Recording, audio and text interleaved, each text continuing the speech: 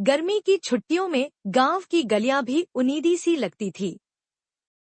दोपहर का सूरज आंगन में अलसाया पड़ा था और मैं, रुचि, 21 साल की, घर के कोने में अपनी किताबों के साथ ऊब रही थी। घर के सब लोग खेतों पर थे। बस घर में सन्नाटा था और मेरे जीजा जी राहुल जीजी के पति थे, उम्र में मुझसे करीब 8 साल बड़े। उनकी हंसी में, उनकी आंखों में एक अलग ही कशिश थी। हमेशा मजाकिया, लेकिन आज कुछ अलग था। अकेली हो? उनका आवाज सुनकर मैं चौंक गई। मैंने हड़बड़ाते हुए किताब बंद कर दी। हाँ, सब खेत पर हैं, वो मुस्कुराए।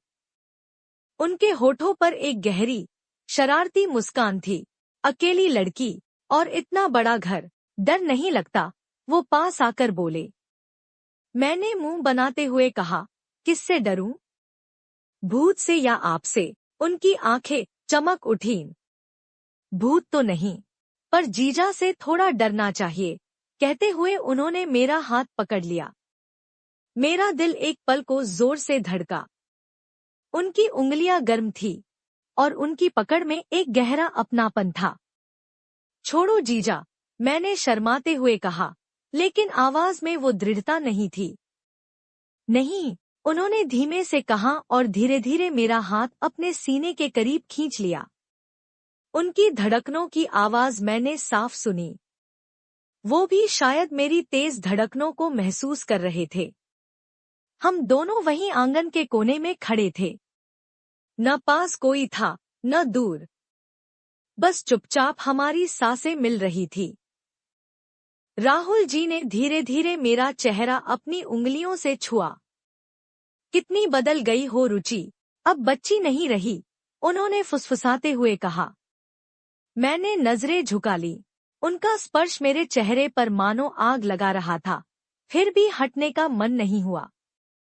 फिर उन्होंने अचानक मेरी कमर में हाथ डालकर मुझे अपने करीब खींच लिया। रुचि, उनका स्वर कांप रहा था, इतना करीब मत आओ, संभाल नहीं पाऊंगा।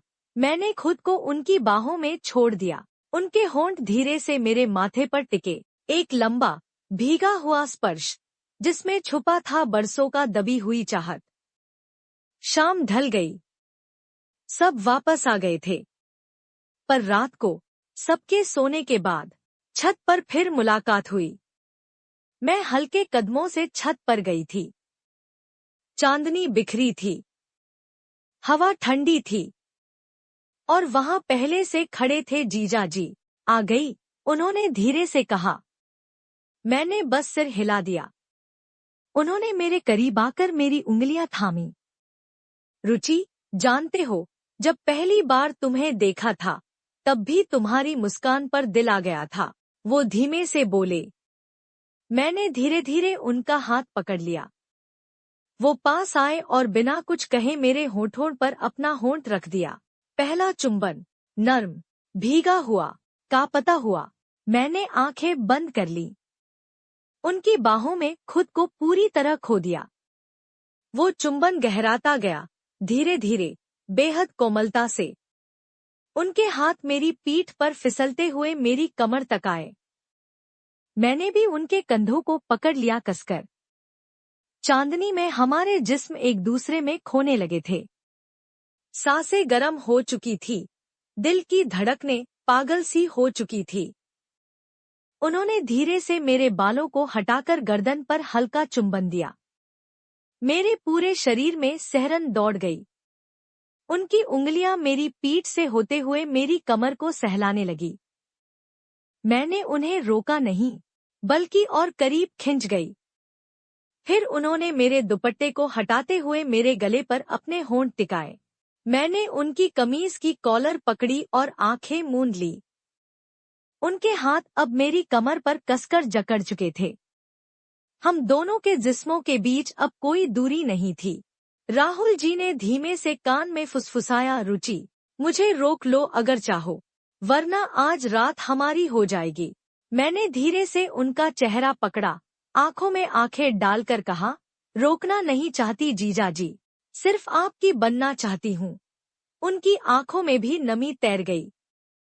फिर एक बार फिर हमारे होंठ मिले, इस बार और गहराई से और मजबूती से।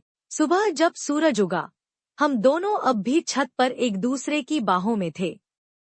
हमने फैसला लिया कि ये रिश्ता दुनिया को नहीं पता चलेगा, पर दिलों में हमेशा जिंदा रहेगा। राहुल जी ने कहा, अगर किस्मत ने साथ दिया तो अगला जन्म तेरा नाम सिर्फ मेरे नाम से होगा। मैंने मुस्कुराकर सिर झुका लिया। उस दिन के बाद हमारी मुलाकातें कम हो गई, लेकिन हर मुलाकात में वही दीवानगी, वह पागलपन था।